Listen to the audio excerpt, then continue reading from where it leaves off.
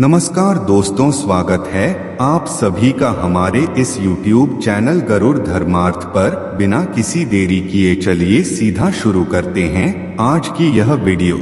इस दुनिया में कई प्रकार के पेड़ पौधे मौजूद हैं जिनमें अनेक प्रकार की दिव्य शक्तियां पाई जाती हैं और यही वजह है कि आयुर्वेद में पेड़ पौधों का इस्तेमाल बहुत ही खास तरीके से किया जाता है। इन्हीं पेड़ पौधों की सहायता लेकर के कई प्रकार की समस्याओं को दूर किया जाता है, लेकिन इसके बारे में ज्यादातर लोग जानते तो दोस्तों आज के इस वीडियो में हम आप लोगों को बताने जा रहे हैं कि कैसे पेड़ पौधे की सहायता से आप अपने जीवन में चल रही तमाम प्रकार की समस्याओं को, जीवन के दुर्भाग्य को दूर कर सकते हैं। जैसे कि किसी को जीवन में दुर्भाग्य इतनी तेजी से घेर लेता है कि उसका जीवन चारों तरफ से सिर्फ अंधकार नजर आता है। किसी को कर्ज की समस्या होती है तो किसी को धन की समस्या होती है, यानी कि बैड लक इतनी बुरी तरीके से व्यक्ति को पकड़ लेता है कि वह व्यक्ति ना इधर का रहता है ना ही उधर का रहता है। व्यक्ति के सभी कार्य बिगड़ने लग जाते हैं। लेकिन आपकी जानकारी के लिए बता दें, पेड़ पौधों का इस्तेमाल करके काफी चीजों को बड़ी आसानी से ठीक कर सकते हैं। तो दोस्तों सबसे पहले वीडियो को लाइक करें और अगर चैनल पर पहली बार आए हैं तो सब्सक्राइब करके बेल नोटिफिकेशन को ऑन कर लीजिए, जिससे आपको इसी प्रकार की महत्वपूर्ण जानकारी समय समय पर प्राप्त होती रहे। तो दोस्तों सबसे पहले तो आपको यह बताना चाहेंगे, जब भी किसी व्यक्ति के जीवन में दुर्भाग्य आता है तो व्यक्ति को ज्यादातर लोगों से यही सलाह दी जाती है कि पीपल पेड़ की परिक्रमा करनी चाहिए, पीपल वृक्ष के पास जाकर के एक दीपक जलाना चाहिए, या फिर आप पीपल पे जड़ में जल चढ़ा सकते हैं। ऐसा इसलिए कहा जाता है क्योंकि पीपल पेड़ में कई प्रकार की दैविक शक्तियों का वास होता है। पीपल पेड़ के चारों तरफ कम से कम 10 मीटर के एरिया में सकारात्मक शक्तियों का वास होता है। अगर कोई व्यक्ति दिन भर में किसी एक समय में भी पीपल पेड़ के आसपास जाता है और 108 परिक्रमा पीपल पेड़ की करता है तो उसका आभामंडल जागृत होता है। इसकी वजह से उसका दुर्भाग्य खत्म हो जाता है। आपको बता दें, इसी आभामंडल की वजह से दुर्भाग्य आपको घेरने लगता है। जैसे कि आपके आभामंडल में अगर नकारात्मक शक्तियां प्रवेश कर जाती है तो इससे बैड लक घेरने लगता है और फिर जितने भी कार्य आप करते हैं उसमें आपको हमेशा ही नुकसान उठाना पड़ता है। कोई भी कार्य संपन्न नहीं होता। आजकल बहुत सारे लोग ऐसे हैं जिनके ऊपर तंत्र मंत्र की क्रिया कर दी जाती है, काला जादू आदि वगैरह कर दिया जाता है। बस इसी के कारण जीवन में समस्याएं एक के बाद एक आना प्रारंभ होता है। लेकिन दोस्तों अगर आपके जीवन में ऐसी समस्याएं उत्पन्न होती है, अगर किसी ने बाहर से कुछ करा दिया है या फिर कोई नकारात्मक शक्ति आपके आभामंडल में प्रवेश कर गई है, तो तुरंत ही आपको पीपल वृक्ष की करना प्रारंभ कर देना चाहिए, क्योंकि पीपल वृक्ष की परिक्रमा करने से आभामंडल में सकारात्मक शक्ति प्रवेश करने लगते हैं। 108 बार परिक्रमा करना ही काफी होता है। हफ्ते में एक बार इस प्रयोग को आपको अवश्य करना चाहिए। रात को सोने वाला हर इंसान सपने देखता है और वह सपने इसलिए देखता है क्योंकि उसके आसपास नकारात्मक और सकारात्मक शक्तियां मौजूद हो है। उसके आभामंडल में जैसा प्रभाव डालते हैं ठीक उसी प्रकार का सपना उस व्यक्ति को दिखाई देने लगता है। जैसे कि कुछ लोग रात को डरावने और भयभीत होने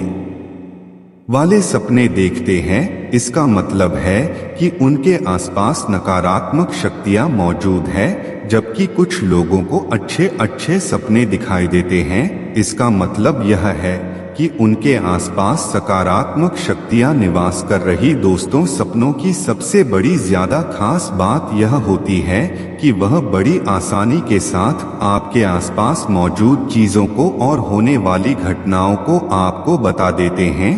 इसलिए आपको सपने का धन्यवाद करना चाहिए। कुछ ऐसे संकेत होते हैं जो होने वाली घटनाओं का आभास कराते हैं।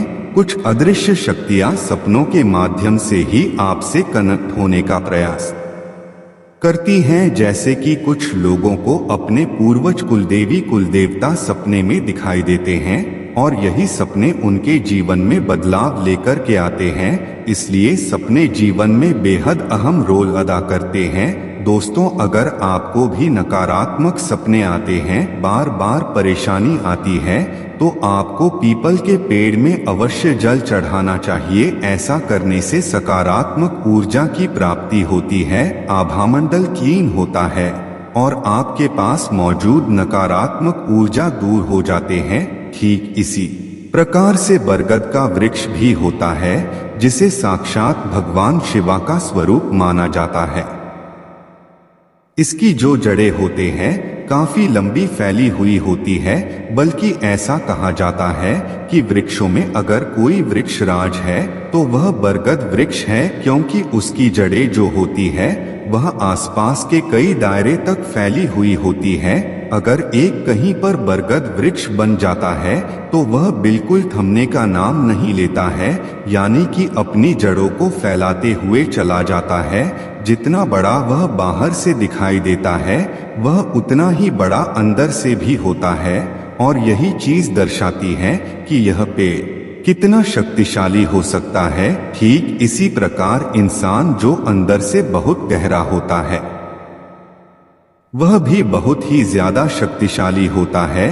बाहर से जो चीजें आपको दिखाई देती है वह बिल्कुल झूठ होती है, लेकिन अंदर से किसी व्यक्ति ने अपना विस्तार बढ़ाया हुआ होता है तो वह शक्तिशाली होता है।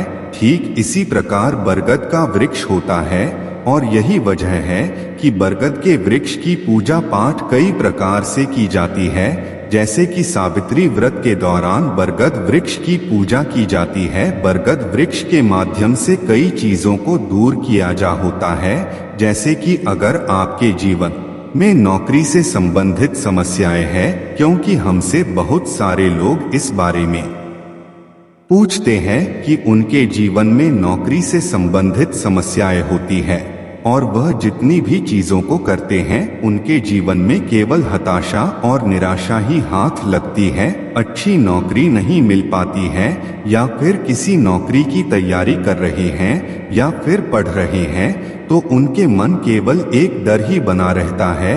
तो इन सारी चीजों को दूर करने के लिए अगर हल्दी में केसर मिलाकर बरगद वृक्ष में स्वास्तिक बनाकर अपनी मनोकामना को मन में 11 बार दोहराया जाता है, तो इससे जो भी मनोकामना होती है वह तुरंत ही पूरी हो जाती है।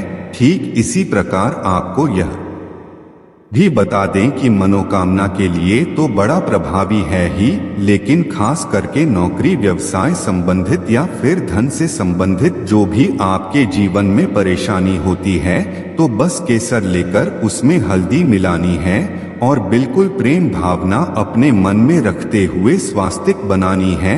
आपको बता दें कि हर एक वृक्ष अपने आप में अद्भुत शक्ति को समेटे हुए होती है और केवल तभी आपकी सहायता कर सकती है जब आपके अंदर का जो हृदय है वह उसकी तरंगों के साथ बहता है।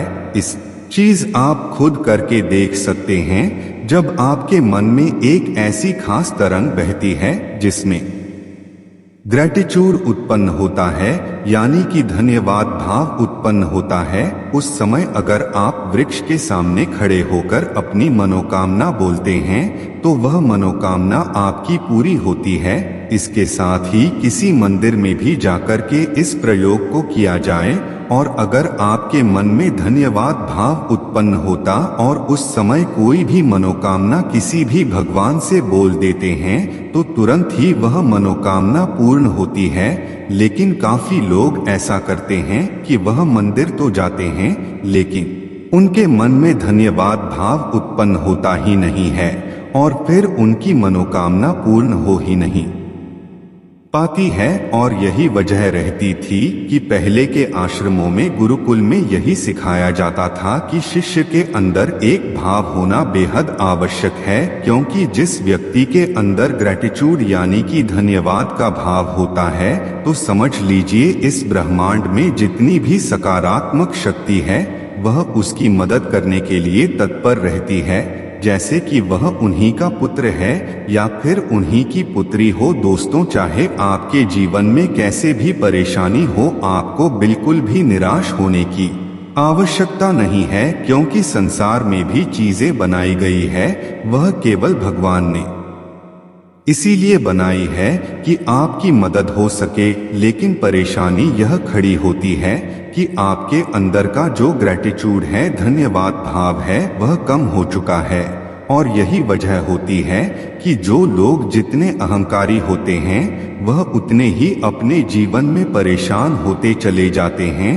अब आपको यह भी बता दें कि भगवान हनुमान से हर की सहायता आपको प्राप्त हो, क्योंकि उन्हें संकट मोचन कहा जाता है। इसलिए बरगद वृक्ष की छाया में बैठकर हनुमान चालीसा का प्रेम पूर्वक पाठ किया जाता है तो समझ लीजिए कि आपके जीवन में कैसा भी संकट क्यों ना चल रहा हो, हर प्रकार के संकट से तुरंत ही लाभ की प्राप्ति होती है। वह संकट ऐसे छूमंतर हो जाता है जैसे बिल्कुल भी कभी था ही नहीं। सो दोस्तों, आज की वीडियो में इतना ही, फिर मिलते हैं ऐसी ही एक और नई वीडियो में। तब तक के लिए नमस्कार, धन्यवाद।